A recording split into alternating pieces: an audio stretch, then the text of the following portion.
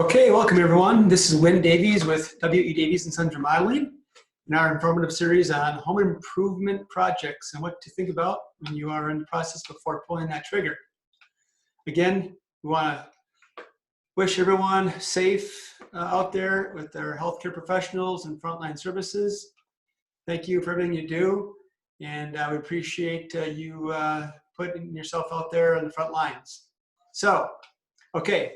Last week we touched base on some of the responsibilities of the designer and contractor and how they work together.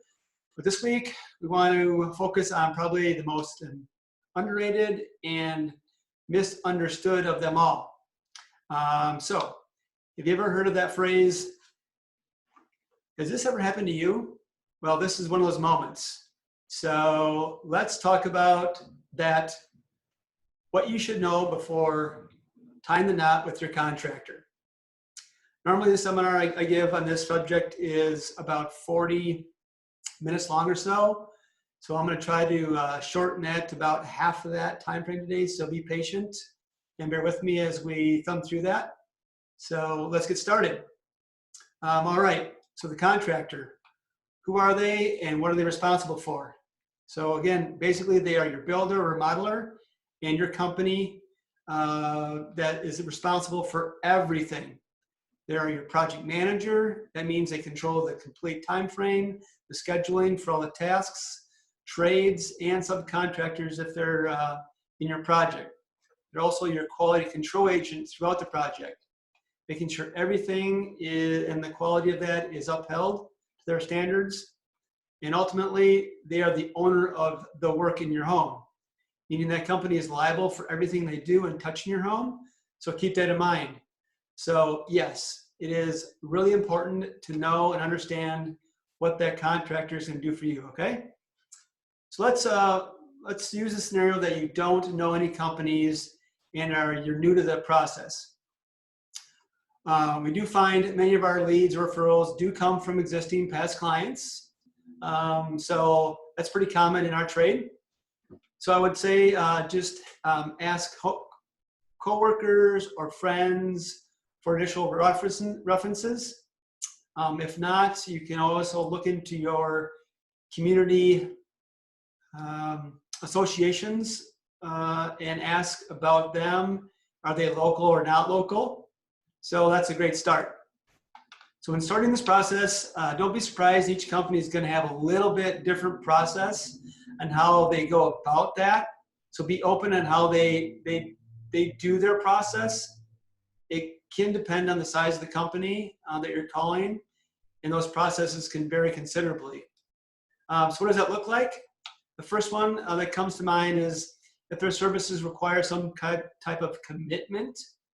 So if they start to draft plans and get into specific estimating that involves discussions with other contractors, that may require some type of fee for those services. Typically, this does not mean you're locked into a remodeling contract, only design planning services. So you can ask this up front, or hopefully they'll explain this right away when you call them out of the gate, so you're not blindsided later on in the conversation and kind of wasting that time. So one of the first questions you can ask once you have some referrals is, do they do work in your area? These companies may be from a different community, and it's not uncommon for those companies to have a range that they prefer working in to be competitive in their pricing. And again, you don't want to waste your time with conversations which aren't prevalent to working in your area. Secondly, do they have a general sense of their workload or time frame? Meaning, if you decide to move forward with them, what is their backlog or time frame look for your project?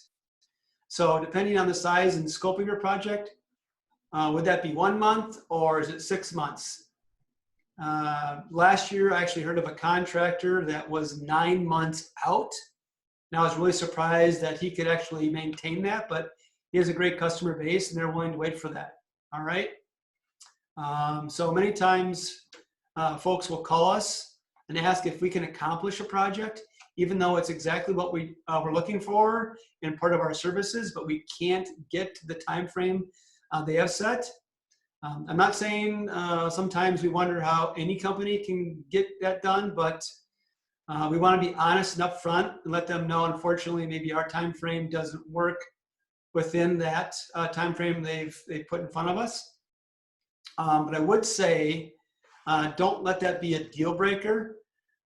So if that company checks all the boxes that you're looking to have them perform and you really like that company, maybe you may want to consider your time frame and not compromise time frame for quality, okay? So just remember that, it's quality, price, and time that are the three big components there. I do want to mention from the list of questions, some may or may not be important to you or even pertain to your project. So you can pick the ones that mean the most to you and your family. All right, so after you have had the initial contact with those companies, the next step may be to have a site visit in your home with that contractor, or they may ask for a meeting at their facility so each party can consider and understand more about what's happening with your project. Here's where you want to start to ask some of those more specific questions. So I'm going to just run down through those again that are most common we see of value and are relevant. So keep in mind some of these may find that these companies' websites information will have those in there, and hopefully they will have a website, number one. I'm not saying that's going to be a deal breaker again or not, but if they're a general contracting company, more so, they're going to have a lot of this information on their website, so you can sift through that website and understand who they are, what they do, and what's in their pipeline. So I guess if you have those folks in your home and you've had that initial visit with them, here's something you might maybe want to consider. How long have they been in business, right? And why is this relevant? Depending on the size of the project, what they're doing, that is specific. Meaning, for example, if they're a tile setter, do they have 1 year of experience or do they have 20 years experience? I would say it's really important, again, to that specific trade or contractor of experience and why that's important. So let's just say you're talking with the general contractor themselves and you've had that meeting.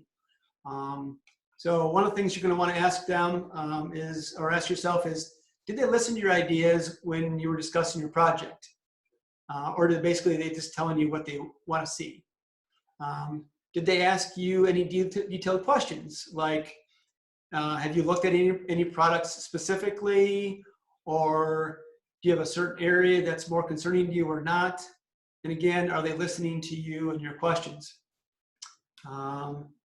Number 2 or 3, do they have specific licensing?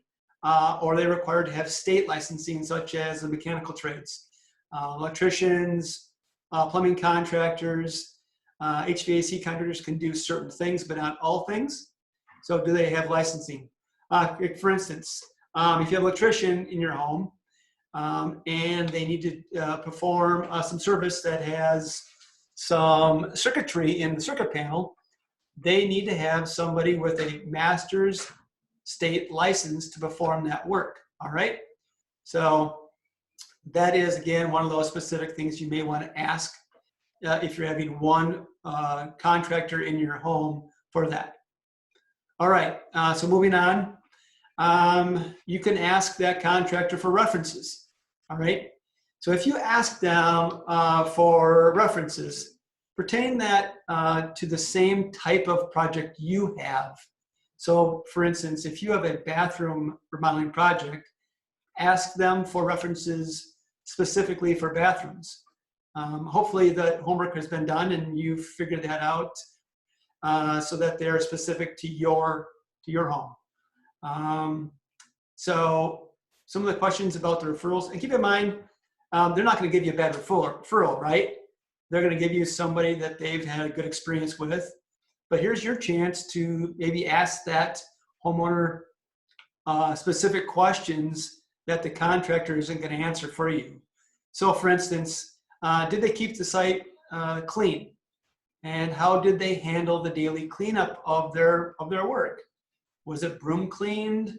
Did they just pick up stuff? Or how did that look like? How did the job and the job schedule go as planned? Specifically, did they produce an actual working schedule start to finish so you can see exactly what happened every single day from start to finish? I think this is crucial in any project. To be honest, in our time today, there should be no reason why somebody shouldn't give you a start day and finish day and an actual working schedule if you have multiple contractors in your home. And it's really important. Again, ask about other contractors. Were they professional? Were they courteous when they came to your home? Did they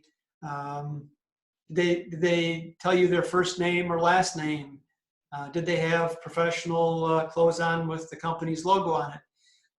Are these important to you? Only you, I guess, can answer that question, but those, I guess, have come up in the past for us. So I guess one of the main questions I would ask that person, did they feel comfortable leaving their home and letting somebody in their home? Did they give them a key to their home and say, here you go, do your work and I'll be back later? That is a comfort feeling, and it is important, I think, probably on that top of the list questions you're gonna wanna ask yourself. Other questions maybe, were there change orders to their project, and how did they handle those change orders within that contract? Or just ask the question, did they ask for money up front, or was that handled on the back or the rear end of the contract?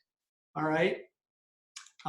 So lastly, maybe even the simplest of them all, would they hire them again and why? I think that is probably the number one question of all, to be honest, and just ask the question. So there you have it with the references again. So, okay, now you have hopefully narrowed down your contractor list, or maybe even you have that contractor in mind that you want to work with. It's going to come down to the contract and the contractor documentation. I can't stress this enough about having documentation with your contractor or those services in your home. It is all about the information, how it's written, and how it's provided to you. So the best advice we can give you when you get to the stage is please read everything. Even when we ask our clients, have they gone through and read everything, and do they have any questions? We will always have a meeting with our clients and go through item by item to make sure everyone is in agreement with all the products and services that we're going to be performing in their home. Again, it's not uncommon to hear of those stories. A project has started and someone didn't read a specification about their project or the actual work and find something that was not included. And then they have one of those moments of like, who's going to be responsible for that and who's going to pay for it, right? So simply stated, if you don't see it in the contract, assume it is not in the contract. It is not included. And at some point, somebody's going to ask for more money. Nobody wants to be in that situation, okay? So contracts are, again, not the sexy thing. They're the most boring thing anybody wants to read. But trust me when I say they protect you, the homeowner, from everything in your home. So if you have a good contractor, you can have a good contract. If you have a good contract, you can have a good experience. So yeah, so when we talk about scope, details, specifications, these should be all in the contract themselves with those documentation. So in the end, when you're searching for that perfect contractor to tie the knot, you'll be able to have all those, hopefully, questions answered. And remember, this is all about you and your home and not about them. So no question is a silly question, and don't feel like you're stepping over any lines about asking those questions. So really wrapping up, I hope this is helpful with those very initial questions you're asking yourself, who to choose, and tying the knot with that contractor. Again, feel free to contact me with your questions at wynn@wedavies.com. And please put Wednesdays with Wynn in the subject line so I can see those and recognize those. In closing, be safe, be kind, and always be grateful. Thank you.